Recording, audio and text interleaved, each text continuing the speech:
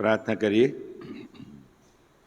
પ્રેમાળ પરમેશ્વર પિતા, ફરી એકવાર તમારી ઈચ્છા અને યોજનામાં દુઃખ સહન સપ્તાહની રાત્રિ સભાના આ છેલ્લા દિવસે તમારી પાસે ફરી એકવાર એકઠા થવાનો સમય અને તક તમે અમારા જીવનોમાં આપી, તેના માટે તમારો આભાર માનીએ છીએ. આજના આખા દિવસની તમારી સંભાળ, તમારા તરફથી પ્રાપ્ત થયેલી સુરક્ષા, સલામતીને માટે પણ તમારો જ આભાર માનીએ છીએ. સમગ્ર સપ્તાહ તમે અમારી સાથે રહ્યા, અમારી સાથે સતત વાત કરી, અમારા વ્યક્તિગત જીવનોમાં જે કે પણ નબળાઈ, કમી ઘટી, અક્ષમતા હતી તે સુસ્પષ્ટ કરી અને અમે કઈ રીતે તમારી સાથેના સંબંધમાં વધુ મજબૂત અને દ્રઢ થઈ શકીએ તે દિશામાં ઉત્તેજન આપ્યું, વચનો આપ્યા, તેના માટે પણ તમારો આભાર માનીએ છીએ. આજે ફરી એકવાર પ્રભુજી આ રાત્રે તમે અમારી સાથે વાત કરો, વચનને ભાંગો, તોડો અને અમારી મધ્યે પીરસો. હા પ્રભુજી, આ ઇબ્રી 4:12 પ્રમાણે વચન કાર્ય કરે, એમાં તમારો માન અને મહિમા થાય તેવી વિનંતીને પ્રાર્થના કરીએ છીએ. ત્યાં ઉપસ્થિત તમારા સર્વલોકને તમારા હાથમાં સોંપીએ છીએ, અમારી જાતોને તમારા હાથમાં સોંપીએ છીએ. અમારી તમામ નબળાઈ, કમઘટી, અક્ષમતાને તમે દૂર કરો. પ્રભુ ઈસુ ખ્રિસ્તના પવિત્ર રક્તના છંટકાવમાં અમને શુદ્ધ કરો, પવિત્ર કરો. એ સારું કે તમારી જે વાણી છે અને અમે સ્પષ્ટપણે સાંભળી શકીએ, સમજી શકીએ, એને આધીન થઈને જીવનમાં ઉતારી શકીએ અને પાળી શકીએ તે દિશામાં અમારી સહાય તથા મદદ કરો. વચન સમજવા યાકૂબ 1:5 જ્ઞાન આપો. ફિલિપી 4:13 સામર્થમાં તમામ શારીરિક, માનસિક, આત્મિક અક્ષમતા દૂર કરો. એ તમામ તાકાત કે જે વિક્ષેપકારક છે, ઈસુના વધસ્તંભની વિરુદ્ધ છે, અમે તેને ઈસુના નામમાં રદ બાતલ કરીએ છીએ. હા પ્રભુ, તમે બોલો, અમે સાંભળીએ, આધીન થઈએ અને વ્યવહારુ જીવનમાં તેને પાળનારા થઈએ તે દિશામાં અમારી મદદ કરો. મુજબળ પાત્રને પણ તમારા હાથમાં સોંપતા પ્રાર્થના અમારા મધ્યસ્થારનાર પ્રભુ ઈસુ ખ્રિસ્તને લીધે સાંભળી છે, આભાર માનીએ છીએ. આમેન. હાલેલુયા. Hallelujah, hallelujah. પ્રભુનો આભાર માનીએ છીએ ફરી એક વખત આ રાત્રિ સભામાં આ પ્રભુ આપને દોરી લાવ્યો. આપ સર્વને પણ હું ધન્યવાદ પાઠવું છું. પ્રભુના વચન ઉપર, પ્રભુ પર પ્રેમ રાખતા તમે આ સ્થળમાં ફરી એકવાર અહીંયા આગળ ઉપસ્થિત થયા છો. પ્રભુના વચનને માટે, મનનને માટે, તેના માટે આપ સર્વને ધન્યવાદ પાઠવું છું. રવિવારની સાંજથી શરૂ કરીને સતત પ્રભુ આપણી સાથે જુદી જુદી રીતે વાત કરી રહ્યા છે, વ્યક્તિગત વાત કરે છે, કુટુંબના સંદર્ભમાં વાત કરે છે. એના માટે આપણે પ્રભુનો આભાર માનીએ છીએ. આભાર એટલા માટે કે પ્રભુએ આપણી સાથે વાત કરવાનું બંધ કર્યું નથી. He still considers us as his sheep. આપણે હજુ એના ઘેટા છીએ અને ઈચ્છે છે કે દરેક ઘેટું એમના વાડામાં આવે. એ પ્રભુની ઈચ્છા અને યોજના છે અને દિશામાં પ્રભુ આપણને ઉત્તેજન આપી રહ્યા છે. પ્રભુનો આભાર માનીએ છીએ. આપ સર્વની પ્રાર્થનાઓને માટે પણ ફરી એકવાર હૃદયથી આપ સર્વનો આભાર માની લઉં છું. આજનું જે વચન છે એનું હિમાંશુભાઈને વિનંતી કરી અને એમણે સાંજે જ આ તૈયાર કરીને મૂક્યું છે, તમારી સમક્ષ છે. બહુ પ્રચલિત એવું દ્રષ્ટાંત છે. It's a પેરેબલ of 10 વર્જિન્સ. 10 કુમારિકાઓનું દ્રષ્ટાંત. માથેની સુવાર્તા 25માં અધ્યાયને 1-13 વચનને આધારે આપણે થોડો સમય વિચાર કરવા માગીએ છીએ. પ્રભુનું આ જે વચન છે, બાઇબલ જે લખાયું છે, આપણી સરળતા ખાતર જુદા જુદા સેક્શનમાં એને વિભાજિત કરવામાં આવેલું છે. જ્યારે લખાયું ત્યારે ઘણા બધા પોર્શન્સ ભેગા હતા, ઘણા બધા ભાગો ભેગા હતા.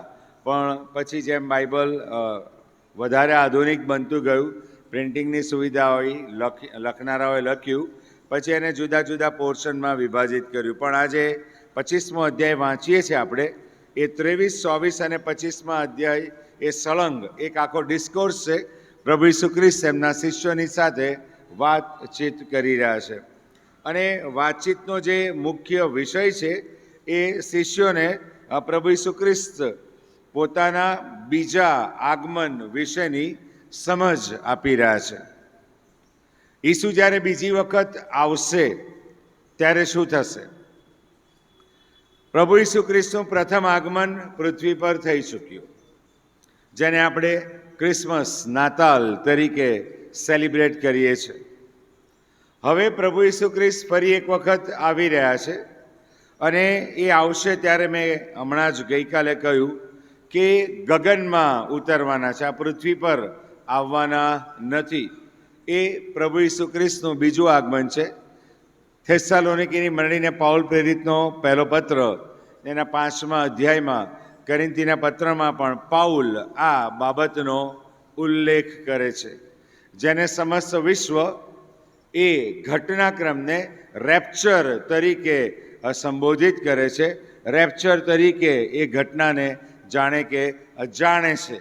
એ ક્યારે થશે એ વિશેની સમજ અને એ સમય કેવો હશે એ બાબત પ્રભુ ઈસુ ખ્રિસ્ત પોતાના શિષ્યોને જણાવી રહ્યા છે. અને આજે ઈસુ મને અને તમને પણ સીધી એ વાત જાણે કે કહી રહ્યા છે. મારો એક મિત્ર હતો, મારી સાથે ક્વાયરમાં હતો, કીબોર્ડ પ્લેયર. એટલે ત્યારે તો કીબોર્ડ નહોતું અમારા ચર્ચમાં. એ હાર્મોનિયમ વગાડે અને બહુ સરસ વગાડે. રાત્રે 1 વાગે બી ઊંઘમાંથી ઊભો કરો ને એને કહો 149મું ગીત વગાડે એટલે એના કોર્સ પરફેક્ટ હોય, એ ગીત પરફેક્ટ હોય, એને નંબરની જરૂર નથી પડતી. અમે 149 કહો એટલે હજારો જીભોથી જ વાગે. કોઈક રીતે એ વ્યસનની લતમાં સપડાઈ ગયો. ઘણું બધું કાઉન્સેલિંગ કર્યું, પ્રભુ ઈસુ ખ્રિસ્ત વિશેની સુવાર્તા આપી. વ્યસન નુકસાનકારક છે, જીવનને, શરીરને, આત્મિક જીવનને, કુટુંબને નુકસાન કરે છે. ત્યારે હંમેશા એ મને એવો જવાબ આપે, મારો સમય આવશે, હું પસ્તાવો કરી લઈશ.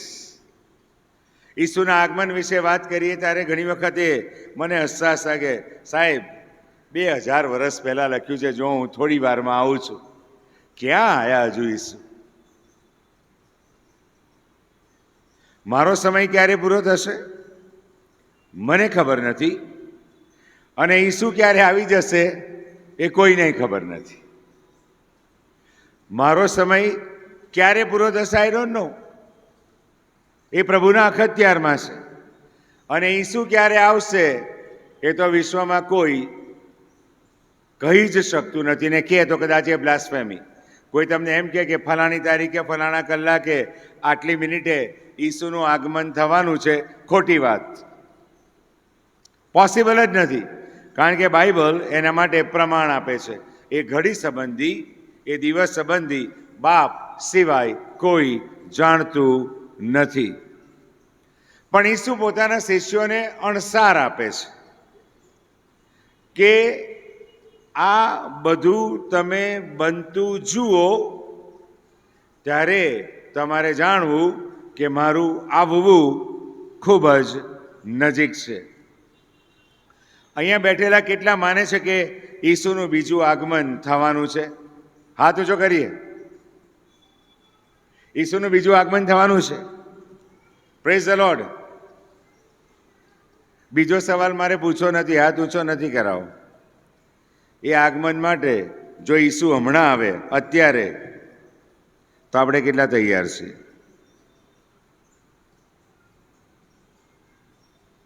ઈસુ હમણાં જ ઉતરી જાય ગગનમાં તો હું ઉંચકાઈ જઈશ એવી ખાતરી કેટલાને છે? That is very important. અને એ જ મારા શેરિંગનો આજનો વિષય છે.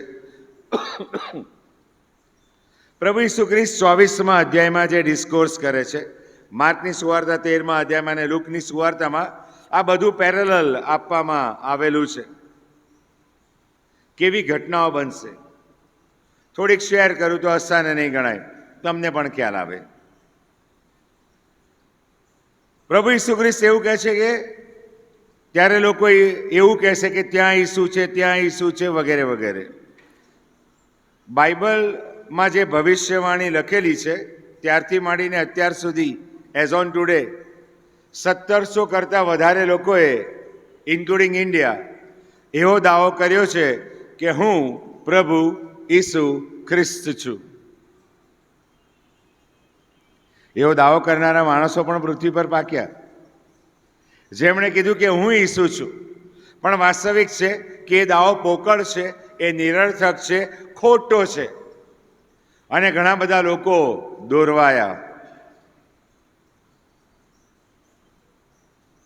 1979ની સાલ અમદાવાદમાં એક ગ્રુપ આવ્યું સુવાર્તા પ્રચારને અર્થે. પહેલા 7-8 દિવસ જોરદાર કામ થયું. એમના એક બીજા સેવક આવ્યા અને એ સેવકે એવી જાહેરાત કરી કે ફલાણા દિવસે સાઉથમાં આ પર્વત પર પ્રભુ ઈસુ ખ્રિસ્ત ઉતરવાના છે. હું જાણું છું એ પ્રમાણે અમદાવાદમાંથી ઘણા બધા લોકોએ નોકરીઓ પણ છોડી દીધી અને એ ટોળીની સાથે ચાલ્યા ગયા. પણ એમ ઈસુ આવે નહીં, એવી રીતે ઈસુ આવે નહીં. 2001ની સાલ 26મી જાન્યુઆરી શું થયું? જબરજસ્ત ધરતીકંપ આવ્યો. એ પહેલાં કદી કોઈએ વિચાર્યું નહોતું કે આવો ધરતીકંપ ગુજરાતમાં શક્ય છે. અમદાવાદવાળા અમે તો કલ્પનામાં નહોતું વિચાર્યું કે કોઈ એવો અર્થક્વેક આવે ને અમદાવાદ તહેસ નહેસ થઈ જાય. એ દિવસથી માંડીને ઈસુની આ જે ભવિષ્યવાણી છે ને, અક્ષરશ પરિપૂર્ણ થઈ રહી છે. સિસ્મોલોજિસ્ટ જે આ ધરતીકંપના અભ્યાસુઓ છે, એ પહેલાં એક નાની વાત કહું. પ્રભુના સેવક ચાર્લ્સ વેસ્લી ને જ્હોન વેસ્લી, મૂળ તો ઇંગ્લેન્ડના મેથોડિસ્ટ મંડળીના સ્થાપકો, કે જેમણે પોતાનો પહેલો સંદેશો એમના પપ્પાની કબર ઉપર ઊભો રહીને આપ્યો હતો. લોકો સ્વીકારવા તૈયાર નહોતા. એ બહુ સરસ કહે છે કે જ્યારે પ્રભુના લોકો પ્રભુથી વિમુખ ચાલ્યા જાય છે, પ્રભુના માર્ગમાં ચાલતા નથી, પ્રભુ ધરતીકંપ લાવીને નમાઈ દે છે અચ્છા ભલાને. And it happened. ધરતીકંપ આવ્યો, ગુજરાતમાં પારાવાર નુકસાન થયું, આ વિસ્તારમાં પણ જબરજસ્ત નુકસાન થયું. ઠેર ઠેર રાત્રિ સભાઓ ચાલવા લાગી, શેરીએ શેરીએ બાઇબલ સ્ટડી શરૂ થઈ, પણ જેમ જેમ આફ્ટર શોક ઓછા થયા એ બધું બંધ થઈ ગયું. કોરોના આવ્યો ત્યારે લોકો ઘૂંટણ પર જતા રહ્યા, પ્રાર્થનાની વેદીઓ ઘરે ઘરે સળગવા માંડી, પણ પછી ધીમે ધીમે કોરોનાની અસર નબળી પડી, ઓછી થઈ. આપણે હતા ત્યાંના ત્યાં આવી ગયા. પ્રભુનો આભાર માનવા લાગ્યા, પ્રભુ તે મને બચાવ્યો, મને ઇન્ફેક્શન ના લાગ્યું, વગેરે વગેરે. એ પ્રાર્થનાઓમાં ઘટાડો થયો, એ વચનના વાંચનમાં ઘટાડો થયો, ઈશ્વર સાથેના સંબંધમાં જે ઊંચાઈ પર ગયા હતા એમાંથી આપણને પોતાને ખબર નથી અત્યારે કે આપણે ક્યાં છીએ.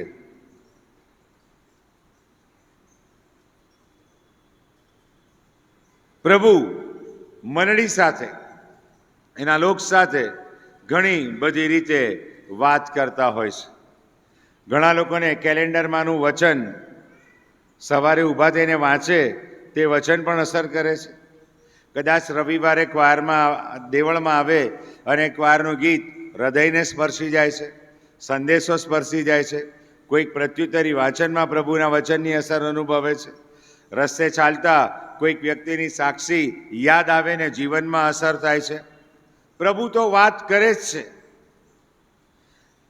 પણ એ પ્રભુ જ્યારે વાત કરે છે ત્યારે હું એ વાતનો, એ પ્રભુની વાણીને કેવું રિસ્પોન્ડ કરું છું, હું કઈ રીતે વાણીને જવાબ આપું છું, એ વાણીને હું કઈ રીતે આધીન થઉં છું, that is very very important.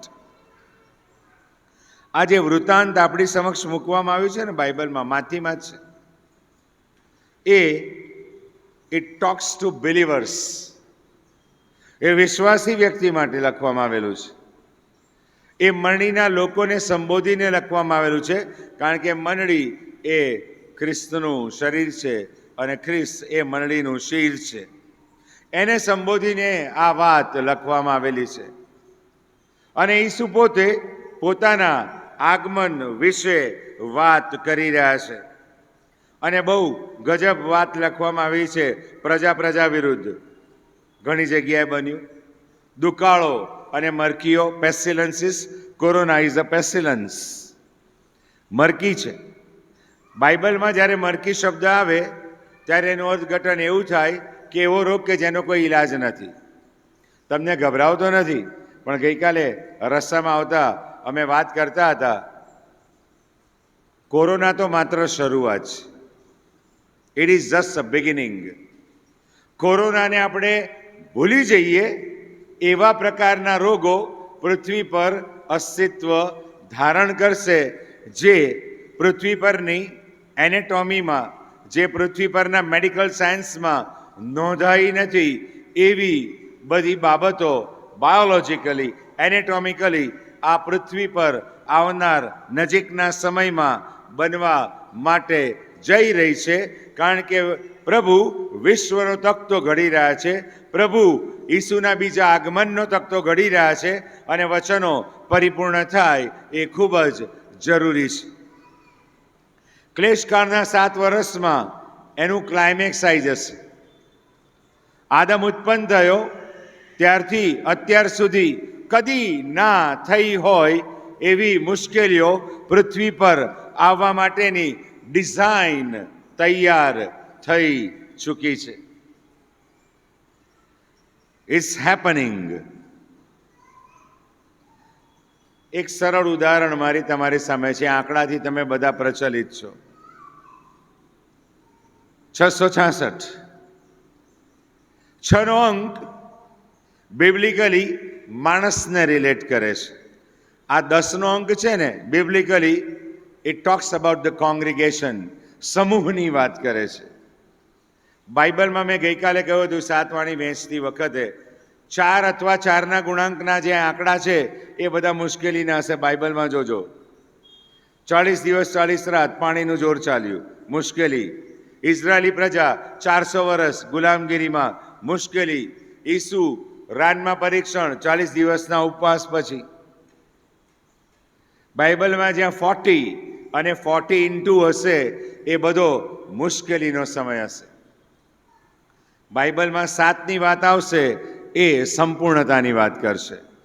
બાઇબલમાં ન્યુમેરિક્સ પણ છે, પણ એના માટે તમારે સઘન અભ્યાસ કરવો પડે અને તો તમે એના ઊંડાણને, એના તથ્યને જાણી શકો છો. અને અહીંયા આગળ ઈસુ કહે છે એ પ્રમાણે પ્રજા વિરુદ્ધ ઠામેઠામ દુકાળ પડશે, મરકીઓ આવશે, ધરતીકંપ થશે.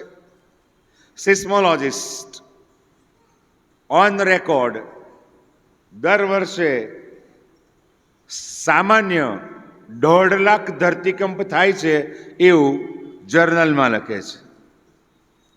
એમાંથી 7 કે 8 હજાર ધરતીકંપ એવા હોય છે કે જેને દુનિયા અનુભવે છે અને લેસ ધેન 100 or 200 એવા હોય છે કે જેનાથી નુકસાન થાય છે, મકાનો પડે છે, જાનહાનિ થાય છે, વગેરે વગેરે વગેરે.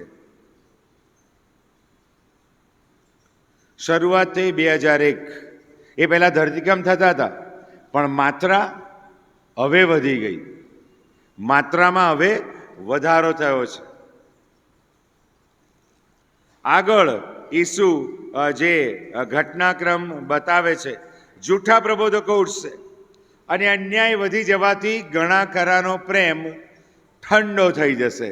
મારી તમારી આજુબાજુ બધે અરાજકતા છે, ન્યાય ખરીદાઈ રહ્યો છે, સિસ્ટમ ખરીદાઈ ગઈ છે, સત્ય કોઈ જગ્યાએ રહ્યું જ નથી, જૂઠ સત્ય સાબિત થઈ રહ્યું છે.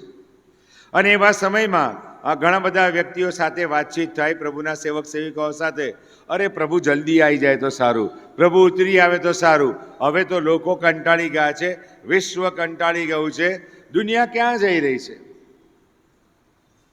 Coming back to that number 666. ગઈકાલે મેં કહ્યું એ પ્રમાણે હાલમાં જે છેલ્લામાં છેલ્લી શોધ થઈ, AI, આર્ટિફિશિયલ ઇન્ટેલિજન્સ. હિમાંશુભાઈ અહીંયા બેઠા છે ને, AI એટલું ખતરનાક છે કે હિમાંશુભાઈને આમ જ બેઠેલા અમેરિકામાં લોકોની આગળ રજૂ કરી દે. આપણું આખું ને આખું ચર્ચ બીજી જગ્યાએ વર્ચ્યુઅલ ચર્ચ બતાવી દે લોકો. વિડીયોની વાત નથી કરતો હું.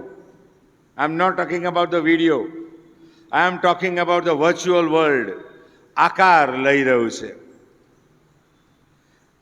દરેક દેશ એઆઈની શોધથી ટેન્શનમાં છે. કાયદો ઘડવાની વાત થઈ રહી છે, એને નિયંત્રિત કરવાની વાત થઈ રહી છે, એના પ્લસ માઇનસીસને ધ્યાનમાં રાખીને એને કઈ રીતે મોડિફાય થાય, એનો યોગ્ય કઈ રીતે ઉપયોગ થાય, એ દિશામાં જે શોધક છે એ લોકો પણ વિચારી રહ્યા છે.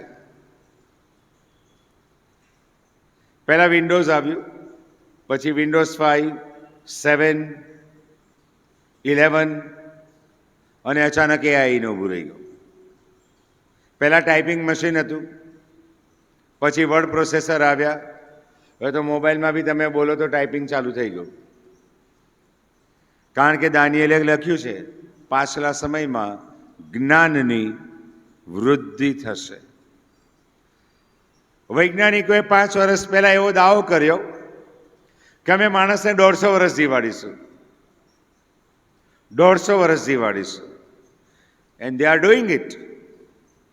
2 વર્ષ પહેલા સ્વીડનની આઈ એમ નોટ શ્યોર, પણ એક મહિલા વૈજ્ઞાનિકને નોબેલ પુરસ્કાર મળ્યો because she discovered laser scissor. Laser કાતર શોધી. એ લેસર કાતર કેવી છે ખબર છે? મારા તમારા ડીએનએને એ કટ કરી શકે અને જે રોગગ્રસ્ત ભાગ હોય એને દૂર કરી નાખે ને માણસ માદો જ ના પડે. વિજ્ઞાન આટલું આગળ પહોંચી ગયું છે. ક્લોન શબ્દ 7-8 વર્ષ પહેલા કોપિંગ માટે વપરાતો હતો. ઓસ્ટ્રેલિયામાં પહેલી ઘેટી, મેરિનો ઘેટીનું ક્લોનિંગ થયું, માણસનું ક્લોનિંગ ચાલુ થઈ ગયું છે. Human cloning has started. છાપા વાંચો અને બાઇબલ વાંચો, તમને બાઇબલ પૂરું થતું દેખાશે. 666ની વાત બધાને પહેલાં બહુ હાસ્યાસ્પદ લાગતી હતી. અહીંયા શિક્ષકો બેઠા હોય, તમે હાજરી પૂરો છો તો શું બોલો છો? Number 1, number 2, number 3. બાળકની ઓળખ શેનાથી છે? આંકડાથી છે. તમે બેંકના કાઉન્ટર પર જઈને ઊભા રહો અને વાત કરો એટલે બેંકનો પેલો ક્લાર્ક હશે બિહાઇન્ડ ધ ડેસ્ક કે શું કહેશે? અકાઉન્ટ નંબર બોલો. આધાર કાર્ડમાં પણ શું છે? નંબર. તમારા આભા કાર્ડ હવે તો આવ્યું, હેલ્થ કાર્ડ આવ્યું, એમાં પણ શું છે? તમારો નંબર છે. તમારા એટીએમ કાર્ડમાં પણ શું છે? નંબર છે. સિસ્ટમ તો ગોઠવાઈ ચૂકી છે. પણ હવે એ આંકડો બાઇબલ બહુ સ્પષ્ટ કહે છે, જમણા હાથ ઉપર યા કપાળ ઉપર તમારે છાપ લેવી પડશે. We are into those days. પ્રકટીકરણના પુસ્તકના અભ્યાસ માટે પ્રભુએ કૃપા આપી છે અને હું એવરી ડે અપડેટ થવાનું પ્રકટીકરણના સંદર્ભમાં. પ્રભુના ઘણા બધા સેવકો તો એવું કહી રહ્યા છે અત્યારે એઝ ઓન ટુડે કે ખ્રિસ્ત વિરોધી પૃથ્વી પર હાજર છે. Antichrist has already born, waiting for his time to take charge of the world. પણ એ પહેલા પ્રભુ મંડળીને ઊંચકી લેશે એવું વચનમાં લખવામાં આવેલું છે. અને આવશે તારે પેલી છાપની વાત. કદાચ કોઈને એમ થાય કે કેમ જમણા હાથમાં, કેમ કપાળ ઉપર? પહેલી છીપની વાત આવી 666ની, આટલી મોટી હતી. પછી એ ચોખાના દાણા જેટલી થઈ ગઈ, માઇક્રો. અત્યારે મેક્રો ચીપ થઈ ગઈ છે. ને મેં ગઈકાલે કીધું ને, now it will turn into the tattoo of 666, કે જે સ્કેન થશે અને આપણો આખો ડેટા રજૂ થશે. બાઇબલ બહુ સ્પષ્ટ કહે છે પ્રકટીકરણના પુસ્તકમાં, જેની પાસે છાપ હશે એ જ લેવડ દેવડ કરી શકશે. તમારે ડૉક્ટરના ત્યાં જવું હશે તો પણ એ છાપ જોઈશે. તમારે બજારમાંથી કંઈ ખરીદવું હશે તો પણ એ છાપ જોઈશે. અને જે છાપ નહીં લે, બાઇબલ એવું કહે છે, એ બધાનું કતલ કરશે. 666 એન્ટીક્રાઇસ્ટ. We are heading towards a horrible time. કદી નથી આવ્યો એવા સમય તરફ વિશ્વ આગળ વધી રહ્યું છે. કુદરતી આપત્તિ તો છે જ. અહીંયા તો ક્લાઇમેક્સ લખ્યું છે કે ચંદ્ર પોતાનું અજવાળું નહીં આપે, આકાશથી તારા કરશે, આકાશના પરાક્રમો હલાવાશે અને ત્યારે માણસના દીકરાની નિશાની આકાશમાં દેખાશે. અને થેસાલોનિયન્સમાં જે લખેલું છે અહીંયા આગળ પણ લખવામાં આવેલું છે. પણ સૌથી મહત્વની વાત, જેમ વીજળી, બાઇબલ અહીંયા આગળ લખે છે એ પ્રમાણે વીજળી જેમ પૂર્વથી નીકળીને પશ્ચિમમાં ચાલી જાય છે, એવું જ માણસના દીકરાનું આગમન થશે. આંખના પલકારામાં કરોડો ગાયબ. આંખના પલકારામાં કરોડો લોકો ગાયબ થઈ જશે.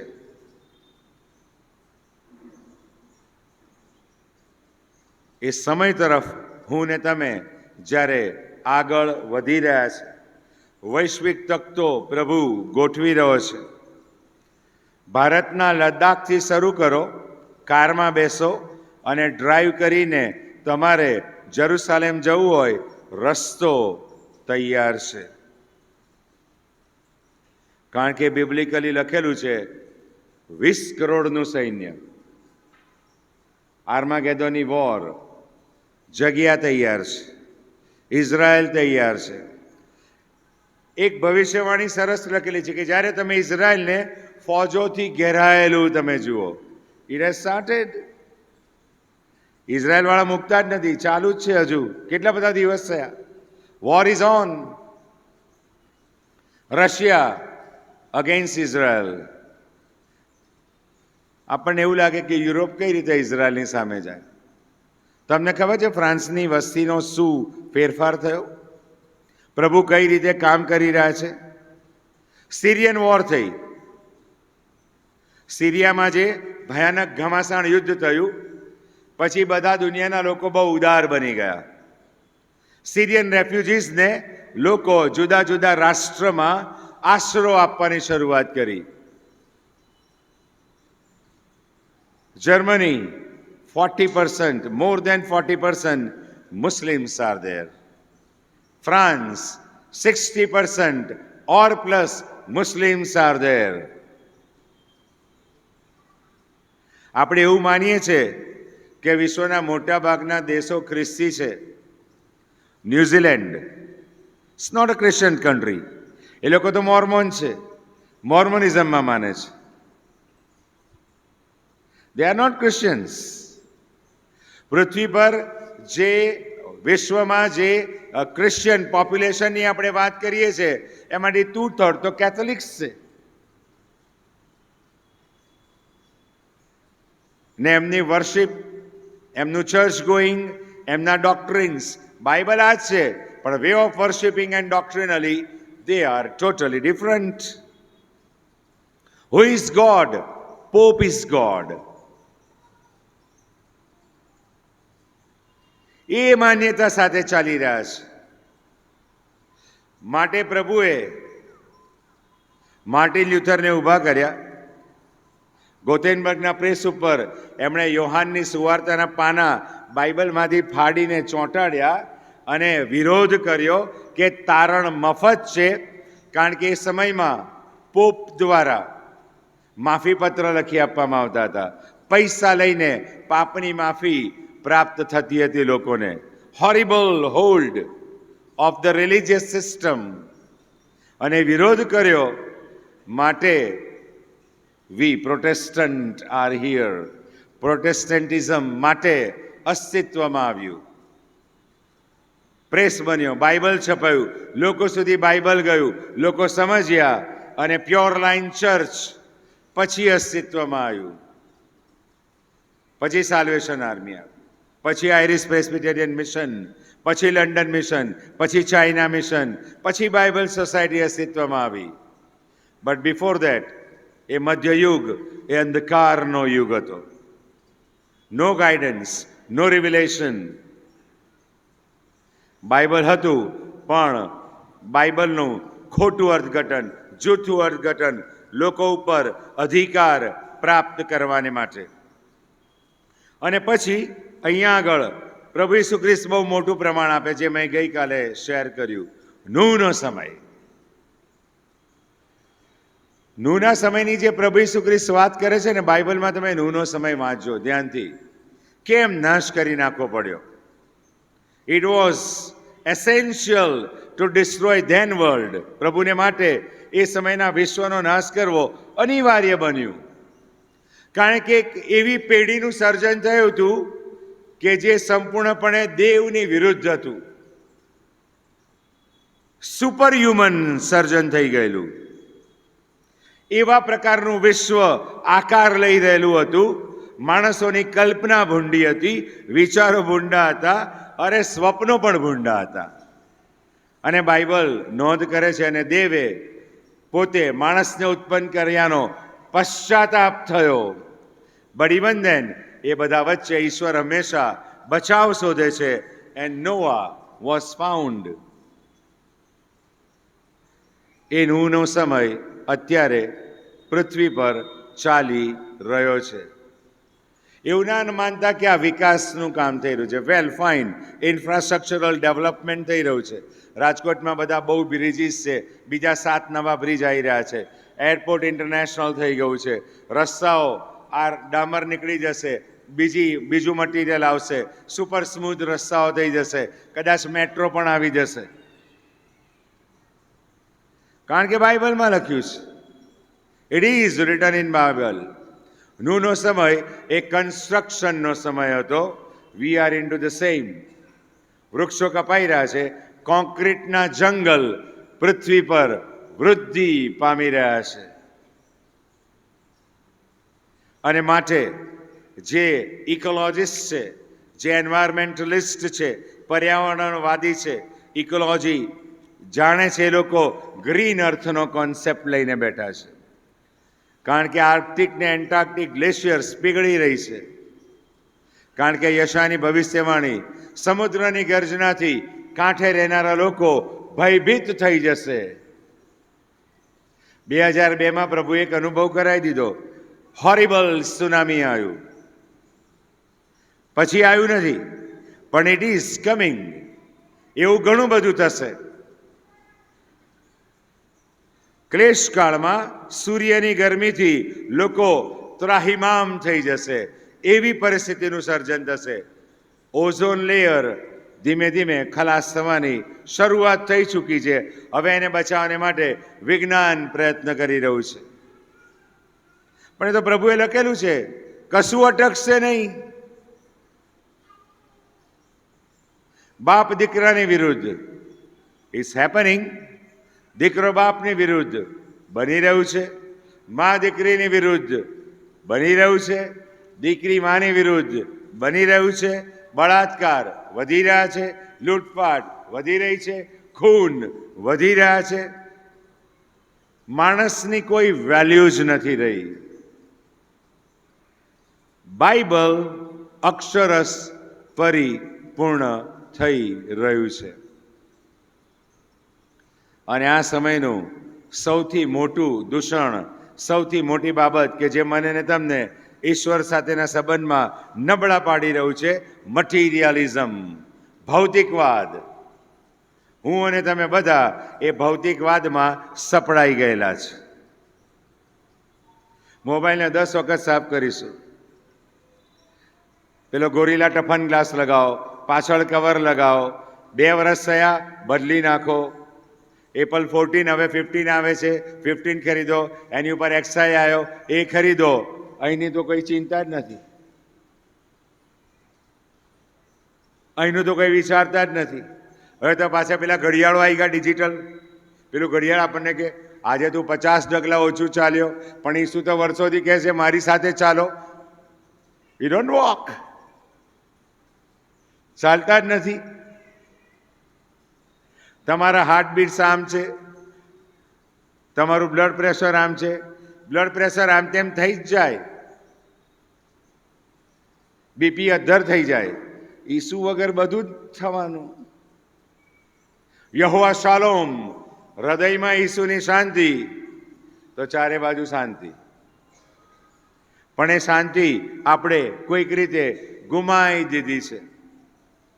મને તો અમારા ચર્ચના એક વ્યક્તિ જ્યારે એવું કીધું ને ત્યારે હું આમ હતપ્રભ થઈ ગયો. સવારે યોગાના ક્લાસ આવે છે ને, હું પણ બેસી જાઉં છું અને હું પણ યોગા કરું છું. જબરજસ્ત રિલેક્સેશન મળે છે. For your kind information, yoga is demonic. કસરત નથી. આપણને તો ખાલી એ પેલું બતાવવામાં આવે છે, physical movement. But the origin of that particular is demonic. અભ્યાસ કરજો, ડિટેલિંગમાં જજો, તમને જોવા મળશે. ઇબ્રાહિમના સમયમાં ચંપલ નતા, કદાચ ઉઘાડા પગે ચાલતા હશે. આજકાલ પેલા સ્લીપર આયા નહીં, પોઈન્ટ્સ વાળા, પ્રેશર પોઈન્ટ વાળા. કેમ? આપણે ચાલવાનું બંધ કર્યું છે. પ્રેશર પોઈન્ટ વાળા ચંપલ પહેરો તો મગજની નસો ખુલે, આંખો સતેજ થાય, વગેરે વગેરે. માણસે જુદા જુદા રસ્તા શોધી કાઢ્યા છે. પણ જે સાચો રસ્તો, માર્ગ, સત્ય તથા જીવન, હું છું એ ઈસુને આપણે ભૂલી ગયા છે. અને આપણે ભૂલી ગયા છે માટે વિશ્વ પાસે સત્ય નથી. ભ્રામક સત્ય છે, પોકળ સત્ય છે, અવાસ્તવિક સત્ય છે, અને જે કદી મનુષ્યને ઉદ્ધારમાં લઈ જવાનું નથી. વી are in two that time. હું એ સમજાવવા માંગુ છું કે હું અને તમે જ્યારે દાવો કરી રહ્યા છે કે હું પ્રભુનું વિશ્વાસી સંતાન છું, I am a good church goer, I am a good donor to the church, હું પ્રભુની મેચનો ભાગીદાર થઉં, હું પ્રભુની મેચની ભાગીદાર થઉં છું, પ્રાર્થના સંગતમાં છું, બધું જ. આ 10 કુમારિકાઓમાં ઘણી બધી સામ્યતા હતી. એ બધું જ કરતી હતી. પણ એક સમય એવો આવ્યો જે આપણને આ વૃત્તાંતમાં બહુ જોરદાર રીતે કહી જાય છે. નોઆ વોઝ ફાઉન્ડ. નૂહને પ્રભુએ કીધું 120 વર્ષ વાણ બનાય. બચારાને ખબર નથી કે આ પ્રભુ શું કહી રહ્યા છે. પ્રભુએ કીધું વાણ બનાય, એને વાણ બનાવવાની શરૂઆત કરી. કેટલા વર્ષ? નૂહે કેટલા વર્ષ વાણ બનાવ્યું? અલા, નૂહે વાણ બનાવતા કે નૂહને કેટલા વર્ષ થયા? કેટલા વર્ષ થયા નૂહને વાણ બનાવતા? 120. અગેન 40 ગુણ્યા 3. હવે તમે વિચાર કરો, કલ્પના કરો, આપણે બધા નૂહના વાણના ફોટાના બધું કરીએ, સન્ડે સ્કૂલમાં શીખવાડીએ, પણ ડીડ યુ એવર થિંક કે નૂહની હાલત શું હશે? એ તો બચારો વાણ બનાવતો હશે, લોકો આમ તેમ પડતા, આ ગાંડિયો થઈ ગયો છે, વાણ બનાવે છે. કયું પાણી ક્યાંથી આવવાનું છે? કારણ કે પેલા વરસાદ જ નહોતો અને હું કહી રહ્યો હતો પાણીનું જોર ચાલશે. 120 વર્ષ નોન સ્ટોપ એણે પ્રભુના આદેશનું અક્ષરશ પાલન કર્યું, વાણ બનાવ્યું. સમય આવ્યો, પ્રભુએ કીધું ચાલ હવે બધાને ભેગા કર. લોકો જોતા હશે ને, એ આ 2 બતક ગઈ, પછી પેલી 2 અશુદ્ધ બતક બી ગઈ, અરે હાથી પણ ગયો, જીરાફ પણ ગયું, ચકલીઓ પણ ગઈ, મોર પણ ગયો, અને છેલ્લે નૂહ ને એનું કુટુંબ પણ ગયું. લોકોની આંખો ત્યાં સુધી બંધ હતી. પછી બાઇબલ બહુ ગજબ લખે છે. નૂહે દરવાજો બંધ કર્યો. શું કહે છે બાઇબલ? યહોવાએ વાણનો દરવાજો બંધ કર્યો. નૂહે બંધ કર્યો તો સગાનો અવાજ સાંભળીને ખોલી કાઢે. દરવાજો કોણે બંધ કર્યો? દેવે બંધ કર્યો. પછીનું વિચારો. અને પછી જ્યારે આકાશમાંથી પાણીના ટપકા પડ્યા હશે ત્યારે લોકોની હાલત શું થઈ હશે? It started રેઇનિંગ. 40 દિવસ વરસાદ નથી પડ્યો. બાઇબલ એવું કહે છે વરસાદ નથી પડ્યો, આપણે ખોટું અર્થઘટન કરીએ છીએ. આકાશમાંથી જળ નિધિના ઝરા ફૂટી નીકળ્યા, પૃથ્વીમાંથી પાણી ઉભરાવા લાગ્યું, અને 40 દિવસ 40 રાત પૃથ્વી પર પાણીનું જોર ચાલ્યું, અને પૃથ્વી પર એક પણ પર્વત એવો નહોતો કે જે પાણીની નીચે ગરકાવ ના થયો હોય. અને એ પાણી પર નૂહનું વાણ તરવા લાગ્યું. વાણ કેમ તર્યું? નૂહ ખલાસી હતો. એને તો વાણ બન્યો એટલે એને કાર્પેન્ટ્રી પણ ખબર હતી, સુથાર પણ હતો. પણ એ વિઝડમ, એ નોલેજ પ્રભુએ એને આપ્યું, અને નૂહનું વાણ પાણી પર ઉચકાયું, ના ડૂબ્યું. કેમ ના ડૂબ્યું? કારણ કે યહોવા વાણમાં હતો. હાલેલુયા. હવે ક્લાઇમેક્સ સાંભળો. અંદર સિંહ પણ હતો, વાઘ પણ હતા, ચિત્તો પણ હશે, દીપડો પણ હશે. યશાયા 11ની ભવિષ્યવાણી શું કહે છે? સિંહ ઢોરની પેઠે કડપ ખાશે, 1000 વર્ષનું રાજ્ય આવશે ત્યારે. નૂહના વાણમાં પણ સિંહે કડપ ખાધું. ને તો સિંહ બધાને ખાઈ જાય તો પ્રાણીઓ પાછા બહાર ક્યાંથી આવે? નવું સૃષ્ટિ સર્જન ક્યાંથી થાય? સિંહ પ્રભુની હાજરી જ્યાં હોય છે ત્યાં મૂળભૂત સ્વભાવ ફરી પાછો રિસ્ટોર થાય છે. તમને ખબર છે આદમ વેજીટેરિયન હતો. ટેન્શન થઈ જશે, આપણું આઈ બન્યું. આપણને તો શાકભાજી ગમે જ નહીં, પેલું જોઈએ જ 3 દાડા 4 દાડા ખવાય જ નહીં ને. બેઝિકલી આદમ વેજીટેરિયન હતો, બટ વેન sin entered, પાપનો પ્રવેશ થયો, આહાર પણ બદલાઈ ગયો. સાહેબ, ઉત્પત્તિનું પુસ્તકનું પહેલું પાનું છે ને, પહેલું પાનું ફેરવજો. પેલો પાનું ફેરવશે એટલે ઉપરનો ફકરો વાંચજો. પ્રભુએ એને શું આપ્યું હતું ખાવામાં? બરોબર કે નહીં? વાંચું ચાલો. ઉત્પત્તિનું પુસ્તક 1લો અધ્યાય અને તેની 29મી કલમ. અને દેવે કહ્યું કે જુઓ, કોને? આદમને. હરેક બીજદાયક શાક જે આખી પૃથ્વી પર છે અને હરેક વૃક્ષ જેમાં વૃક્ષના બીજદાયક ફળ છે તેઓને મેં તમને આપ્યા છે, તેઓ તમારો ખોરાક થશે. આમાં ક્યાં બકરો છે? આમાં ક્યાં ચિકન છે? પણ 3જા અધ્યાયમાં સમીકરણ બદલાઈ ગયું, પાપનો પ્રવેશ થયો અને જ્યાં પાપ આવે છે ત્યારે ઘણું બધું બદલાઈ જાય છે. When sin enters, sin dominates. પાપ મારા તમારા જીવનોમાં રાજ કરે છે ત્યારે આપણી વૈચારિકતા, આપણા વ્યવહાર, આપણું વલણ, આપણું વર્તન, આપણી વાણી બધું જ બદલાઈ જાય છે. બધું જ બદલાઈ જાય છે.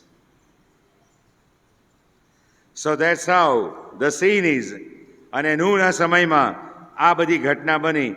ઈસુ એમ કહે છે કે જ્યારે મારું આગમન પાસે હશે ત્યારે પૃથ્વી પર નૂહનો સમય અને લોટનો સમય, લોટનો સમય એટલે ફોર્નિકેશન, વ્યભિચારની પરાકાષ્ઠા. વિશ્વમાં 2 પાપ એના ક્લાઇમેક્સ ઉપર છે, વ્યસન અને વ્યભિચાર. ક્લાઇમેટિક. તમે છાપામાં વાંચતા હશો, આટલા કિલો ચરસ પકડાયું, આટલા કિલો એમડી પકડાયું. પણ એ સાથે આપણે બધા બીજા ઘણા બધા વ્યસનોમાં છે. Internet is an addiction, Facebook is an addiction, WhatsApp is an addiction, Insta is an addiction, Twitter is an addiction. આપણે એમાં ખૂંપી ગયા છે. એણે આપણને ડોમિનેટ કરવાની શરૂઆત કરી છે. મને બહુ ખબર નથી પડતી આમાં, પણ આ તો સંદેશો આવે, પ્રભુ જે આપે તમારી સાથે શેર કરું છું. ઘણા સ્ટેટસની વાત કરે. મારું સ્ટેટસ જોયું? અલા, પ્રભુ સાથેનું સ્ટેટસ સીધું કર. એ સ્ટેટસ તો બદલાતા બદલાતા નર્કમાં લઈ જશે અને મોબાઈલ ફોનમાં જ રહી જશે. આઈફોન સ્વર્ગમાં નહીં લઈ જાય, વચન લઈ જશે અને ઈસુ લઈ જશે. No matter how much knowledgeable I am, મારું જ્ઞાન મને સ્વર્ગમાં નહીં લઈ જાય, પણ મારી સાથે ઈસુ હશે ને તો હું સ્વર્ગમાં જઈશ. હું બહુ સ્પષ્ટ કહું છું, મારી સાથે ઈસુ ના હોય ને તો હું ઝીરો. મારામાં એવી કોઈ કેપેબિલિટી નથી કે હું તમને આ શેર કરી શકું. બટ ગોડ હેલ્પ્સ મી. પ્રભુ મને મદદ કરે છે. ઈસુ વિહોણા આપણે કશું જ નથી કરી શકતા, કશું જ નથી કરી શકતા. અને એ બાબત અહીંયા આગળ લખવામાં આવેલી છે. માથીની સુવાર્તા 25મો અધ્યાય, 10 કુમારિકાઓ. પહેલી સામ્યતા, દે ઓલ આર વર્જિન. એ 10 શું છે? કુમારિકાઓ છે. બીજી સામ્યતા શું લખે છે બાઇબલ? એ મશાલો લઈને 10 પાસે મશાલ છે. ત્રીજી સામ્યતા એ ક્યાં જઈ રહી છે? વરને મળવાને સારું બહાર નીકળી. ત્રીજી સામ્યતા. પણ બાઇબલ માથી પાસે એવું લખાવે છે. આપણે ડિફરન્સને પછી જોઈએ. પછીની સામ્યતા કઈ? વરને આવતા વાર લાગી. એ પહેલા એક બીજી સામ્યતા, એ બધી વરની રાહ જોતી હતી. 10. પછી વરને વાર લાગી. બાઇબલ કહે છે ફરી એક સામ્યતા, એ 10 ઊંઘી ગઈ. દે ઓલ સ્લેપ્ટ.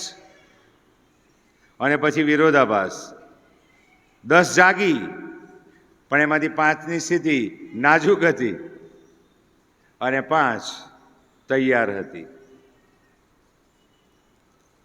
મારા તમારા બધા પાસે બાઇબલ છે. Whether I am born again or not, મારા ઘરમાં બાઇબલ છે. હું વિશ્વાસુ છું કે વિશ્વાસુ નથી. મેં તારણનો અનુભવ કર્યો છે કે તારણના અનુભવ વગર છું, પણ મારા તમારા ઘરોમાં બાઇબલ છે. મારા પગને સારું તારું વચન કેવું છે? દીવારૂપ છે, અજવાળારૂપ છે. આ મશાલ છે. બાઇબલ એવું કહે છે, હવે ડિફરન્સ 5 કુપ્પીમાં તેલ લીધું. બાઇબલમાં તેલ એટલે પવિત્ર આત્માની ઉપમા. અને 5 તો કોઈ વ્યવસ્થા જ ના કરી. અને પછી શું થયું? There was a call. મધરાતે પોકાર પડ્યો કે વર આવ્યો છે. મધરાતે પોકાર પડ્યો, થાકી ગઈ, સૂઈ ગઈ અને પોકાર પડ્યો કે વર આવ્યો છે, મળવાને બહાર નીકળો. આગળની વાત તમે બધા જાણો છો શું થયું. જે તૈયાર હતી વર એમને લઈને અંદર ગયો. બાઇબલ કરુણ નોંધ કરે છે અને દરવાજો બંધ કરવામાં આવ્યો.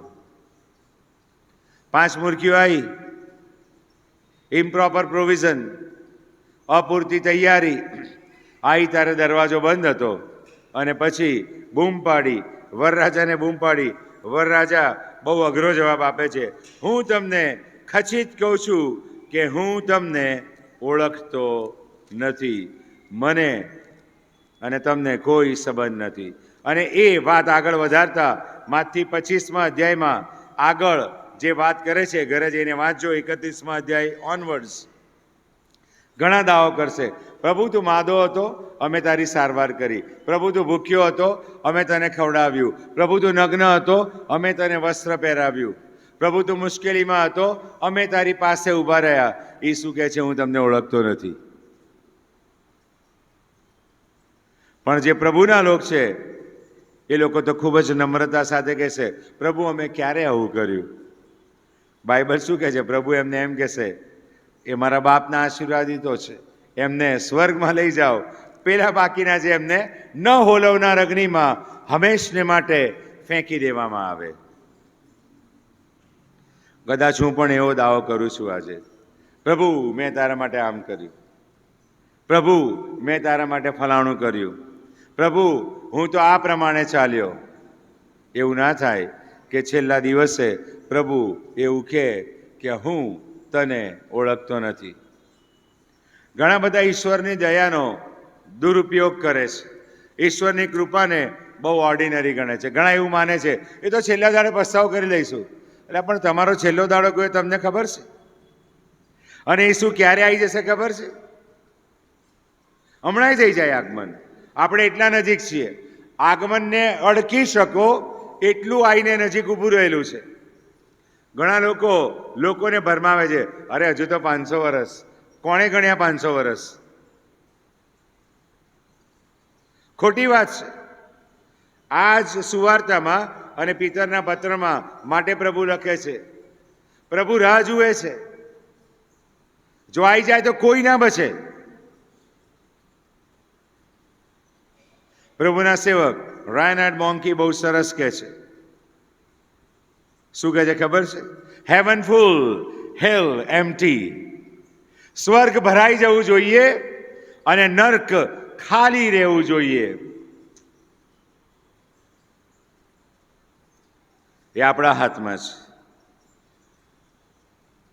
હું એ બોજ ધરાવું છું અને મારી હંમેશા એ પ્રાર્થના રહેશે કે કાલે તો આ સભા પૂરી થશે, હું મારા સ્થાન પર જતો રહીશ, તમે અહીં જ છો. પણ મારી એવી ઈચ્છા ખરી અને હૃદયની ઝંખના કે જો રેપ્ચર થાય તો આપણે બધા ઉપર સાથે હોઈએ. એ મારો બોજ છે. પ્રભુએ આપણને આશીર્વાદને માટે તેડ્યા છે. મારા તમારા માટે સ્વર્ગ સિદ્ધ કર્યું છે.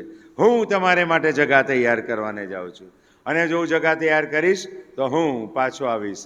Jesus Christ is coming back સૂન.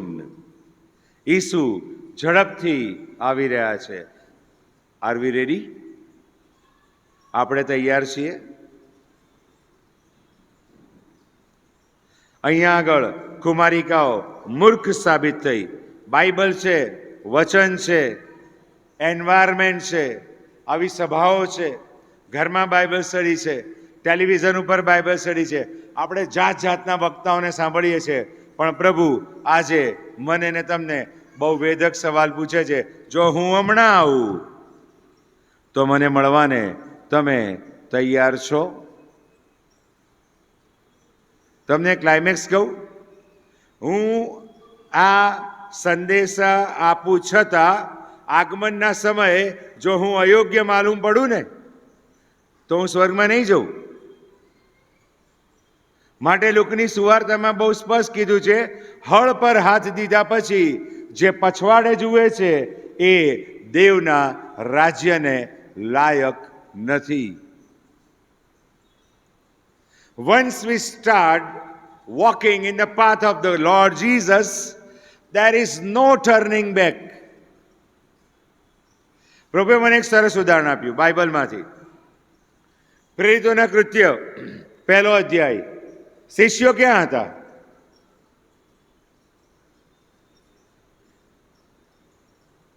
પ્રેરિતોના કૃત્ય 1 અધ્યાય. શિષ્યો ક્યાં હતા? ઉપલી મેડીમાં. હા કે ના? હું કહું છું માટે નહીં, વાંચો, ત્યાં એવું લખેલું છે. એ લોકો ઉપલી મેડીમાં હતા. પછી પવિત્ર આત્મા ઉતર્યા, પીતર ઊભો થયો, એની સાથે બધા ઊભા થયા, મળીની સ્થાપના થઈ. આખું પ્રેરિતોના કૃત્ય વાંચી જાઓ, પત્રો વાંચી જાઓ, બહુ અજાયબ નોંધ છે. શિષ્યો કદી પાછા ઉપલી મેડીમાં નહોતા ગયા. That is Christian life. તમે જે ઘડીએ પ્રભુ ઈસુ ખ્રિસ્તનો અંગત તારનાર તરીકે સ્વીકાર કર્યો, એ દિવસથી જ્યારે તમે ઈસુમાં, ઈસુ વડે, પવિત્ર આત્માની સહાયથી ઈસુની સાથે ચાલવાની શરૂઆત કરો છો, પછી જ્યાંથી શરૂ કર્યા એ પોઈન્ટ જિંદગીમાં કદી આવતો નથી, આવવો જોઈએ નહીં. પણ પેલા પિતરની માફક આપણી તકલીફ વધી જાય છે. મેં ઉદાહરણ કહું હતું ને, જ્યાં સુધી એની દ્રષ્ટિ ઈસુ પર હતી એ પાણી પર ચાલ્યો. Until we focus on the Christ and the cross of the Christ, આપણે એ સાંકડા માર્ગ ઉપર સરળતાથી ચાલી શકીએ છીએ. પણ જેવું આપણો દ્રષ્ટિભંગ થાય છે વધસ્તંભ ઉપરથી, વધસ્તંભ પરના ઈસુ ઉપરથી, મારી તમારી આજુબાજુ જગત છે. એન્ડ વી સ્ટાર્ટ સિંકિંગ, અને આપણી ડૂબવાની શરૂઆત થાય છે. માટે વચનમાં લખ્યું છે, દેમાસ હાલના જગત ઉપર પ્રેમ રાખીને ચાલ્યો ગયો. આપણામાંના ઘણા દેમાસ છે.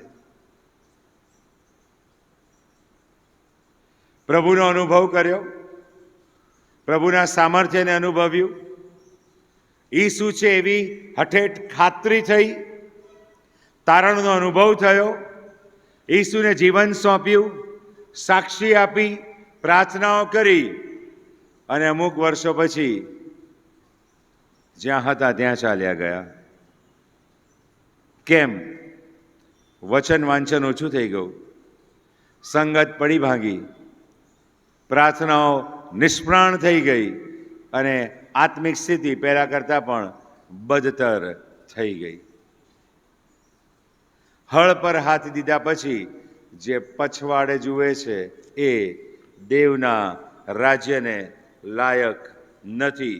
પ્રભુ એ દાડે બહુ સ્પષ્ટ કહી દેશે, હું તમને ઓળખતો નથી. પ્રભુ આપણને ઉત્તેજન આપી રહ્યા છે. બાઇબલ છે, પવિત્ર આત્માના ભરપૂરીપણા સાથે જીવનમાં આગળ વધો. ધ મોર વી સેન્ટિફાય આવરસેલ્સ, આપણે જેટલા શુદ્ધિકરણ તરફ જઈશું એટલું આત્માનું સામર્થ્ય આપણામાં વધારે ભરાતું જશે. જ્યારે એવું ને તમે તારણ પામે છે ને વાલા ભાઈ બહેનો, ત્યારે શું થાય છે? દેવનો પવિત્ર આત્મા આ મંદિર રૂપી શરીરમાં વસવાટ કરવાની શરૂઆત કરે છે. પણ જ્યારે હું પાપ કરું છું, જ્યારે દેવની આજ્ઞાનો અનાદર કરું છું, જ્યારે પ્રભુએ ઈચ્છેલા માર્ગ ઉપર હું ચાલતો નથી, એ પવિત્ર આત્મા આપણને મૂકી દેતા નથી, પણ એમનું કાર્ય આપણામાં સંકોચાઈ જાય છે.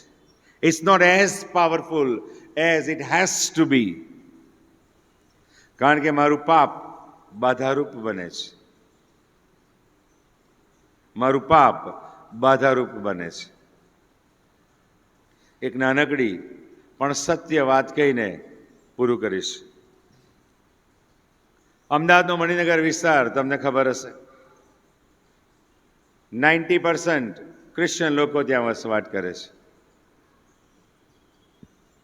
પ્રભુના એક સેવક ને સેવિકા ત્યાં વસવાટ કરતા હતા. નોકરીમાં બઢોતરી થઈ, પ્રભુએ ગજબનો આર્થિક આશીર્વાદ આપ્યો, નોકરીના પડકારો વધ્યા, ચર્ચ સાથેની સંગત ધીમે ધીમે ઓછી થઈ. પહેલાં 4 રવિવાર જતા હતા, પછી 4માંથી 3 થયા, 3માંથી 1 થયો, અને પછી તો કોઈક વખત તહેવારે દેવળમાં આવવાની શરૂઆત થઈ. પૈસો વધ્યો, જાહોજલાલી વધી, એટલે કુટુંબે વિચાર કર્યો શિફ્ટ થાવ, પોશ એરિયામાં જઈએ. પુલની પેલી બાજુ પોશ એરિયામાં મોટો બંગલો ખરીદ્યો, રો હાઉસ લીધું, સામે 2 રો હાઉસ, એક આપણા ભાઈનું અને એક બિન ખ્રિસ્તી વ્યક્તિનું. સામે પણ એક કપલ રહેવા આવ્યું, નોન ક્રિશ્ચન કપલ. એમના કુટુંબમાં એક નાનકડી દીકરી હતી, અને પછી વાટકી સંબંધ ચાલુ થયો, ઓળખાણ થઈ, દેવળ તો ભૂલાઈ જ ગયું. એ ભાઈએ ખ્રિસ્તી ઓળખ પાછી રાખી હતી. એમના ઘરનો મેઇન ડોર ખોલો એટલે દિવાલ ઉપર પ્રભુ ઈસુ ખ્રિસ્તનું પેલું મોટું પોર્ટ્રેટ, હાથમાં ફાનસ છે, દરવાજો બંધ છે, ઈસુ દરવાજા આગળ ઊભા રહ્યા છે. પેલી દીકરી દરરોજ આવે, આમના પણ સંતાનો હતા, એમની સાથે રમે, વાતચીત કરે, બહુ ગાઢ સંબંધ આગળ ચાલ્યો. પણ એક દિવસે એ દીકરીના એક વાક્યએ આખા કુટુંબને હચમચાવી નાખ્યું. એક દિવસે અંદર આવી, એણે પેલા ભાઈને પૂછ્યું, દાદા ચિત્ર શેનું છે? એટલે એમણે સમજ આપી, પ્રભુ ઈસુ ખ્રિસ્ત દરવાજા પાસે ઊભા છે, દરવાજો ઠોકી રહ્યા છે. અને છોકરીએ બહુ ફેન્ટાસ્ટિક વાત કરી, હું તો દરરોજ જોઉં છું, ક્યારના ઊભા રહીને ખખડાઈ રહ્યા છે, દરવાજો કેમ ખોલતા નથી?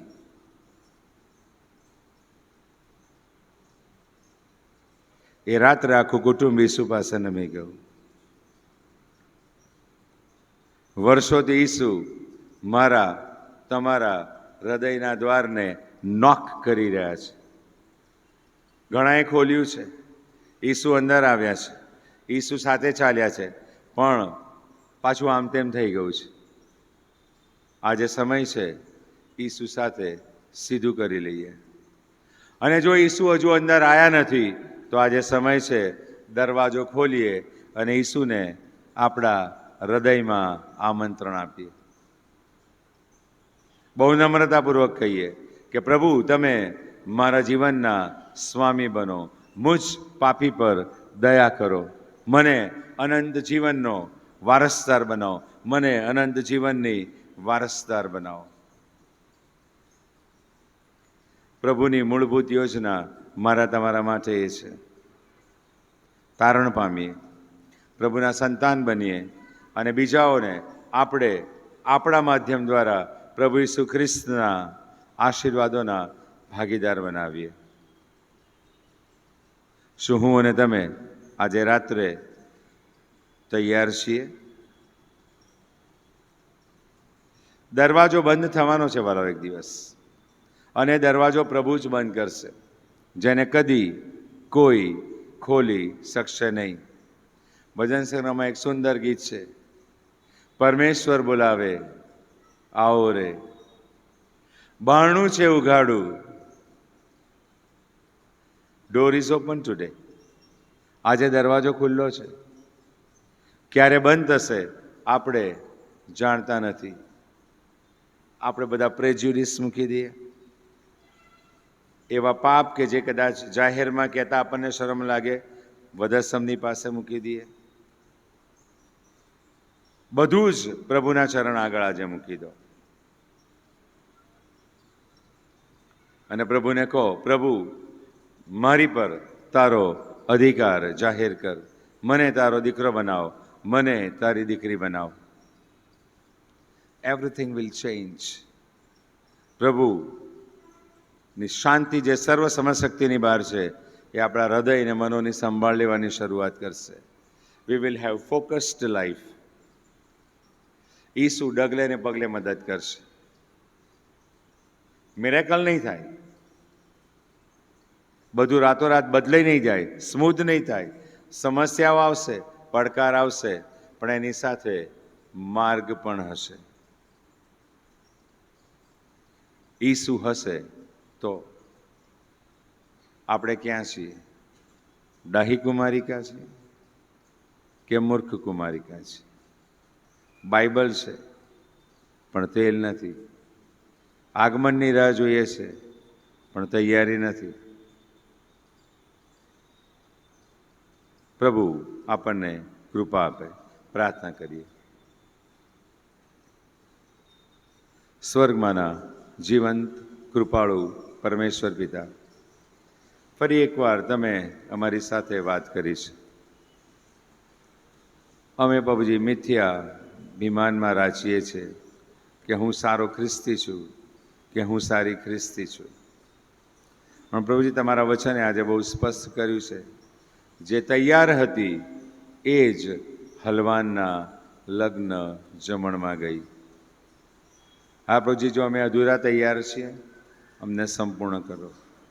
પ્રભુજી, કોઈ એવું છે કે જે તૈયાર જ નથી, તો આજે તમે તેને સ્પર્શ કરો અને તમારા સ્વર્ગીય રાજ્યના વારસદાર થવાને માટે તૈયાર કરો. હા પ્રભુજી, અમે અમારી તમામ હઠીલાઈ, અમારી આડાઈ, અમારી દુષ્ટતા, અમારા પાપો તમારી પાસે લાવીએ છીએ. કારણ કે તમારું વચન કહે છે એ પ્રમાણે જો અમે અમારા પાપ કબૂલ કરીએ તો અમારા પાપ માફ કરવાને માટે તમે વિશ્વાસુ તથા ન્યાયી છો. હા પ્રભુજી, અહીંયા બેઠેલ પ્રત્યેકના પાપોની તમે ક્ષમા કરો. તમારા પુત્ર પ્રભુ ઈસુ ખ્રિસ્તના પવિત્ર રક્તના છંટકાવમાં અમને શુદ્ધ કરો. તમારા મહિમાના પાત્ર તરીકે આ સ્થળમાંથી અમને બહાર લઈ જાઓ ને અમારા જીવનો તમારા મહિમાનું માધ્યમ બને તે દિશામાં જીવન જીવવા સહાય તથા મદદ કરો. પ્રાર્થના અમારા મધ્ય સારનાર પ્રભુ ઈસુ ખ્રિસ્તને લીધે સાંભળી છે માટે આભાર માનીએ છીએ. આમેન.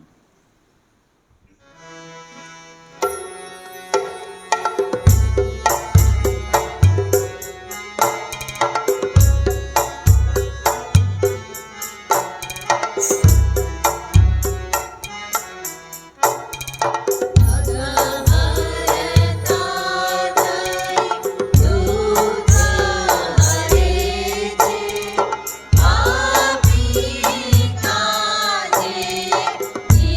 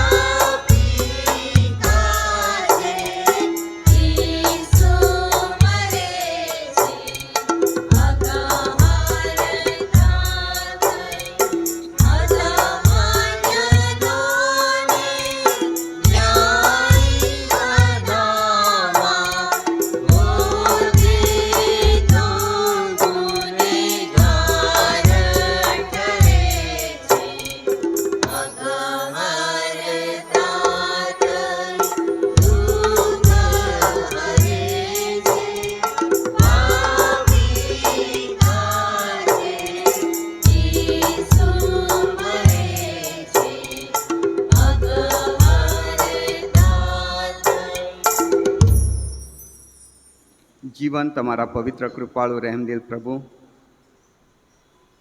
અમે તમારો આભાર જ માનીએ છીએ, કેમ કે તમે તમારા વચન દ્વારા આજે ફરી એકવાર અમને ઢંઢોળ્યા છે. તમારું આગમન નજીક છે ને એની ઘણી બધી એંધાણીઓ દ્વારા તમે સતત અમને જાગૃત કરવાનો પ્રયત્ન કરો છો. પણ આજે તમારા વચન દ્વારા અને આત્માના સ્પર્શ દ્વારા પ્રભુજી તમે બહુ સ્પષ્ટ કહ્યું કે જુઓ, હું થોડી જ વારમાં આવું છું. પણ એની સાથે તમારી કૃપા તમે હજુ ભેતી રાખી છે, એટલે તમે તમારા વચનથી એમ પણ કહ્યું કે હું બારણા આગળ ઊભો રહીને ઠોકી રહ્યો છું.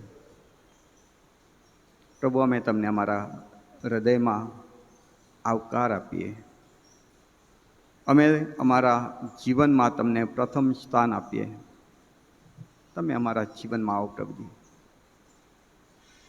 કેમ કે જો તમે અમારામાં હશો તો પ્રભુજી, જ્યારે તમારું આગમન થશે ત્યારે અચૂક અમે તમારી સાથેની સંગતનો અનુભવ કરતા તમારા બાળકો તરીકે ઉચકાઈશું. પ્રભુજી, અમારી નમ્ર પ્રાર્થના છે કે સિંહને રાજકોટ મંડળીના પ્રત્યેક વ્યક્તિને તમારા એ બાળકો બનવાનું પ્રિવિલેજ આપો. પ્રત્યેક વ્યક્તિના હૃદયમાં તમે સ્થાન ગ્રહણ કરો. પ્રત્યેક વ્યક્તિને હો પ્રભુજી તમારા આત્માથી ભરો.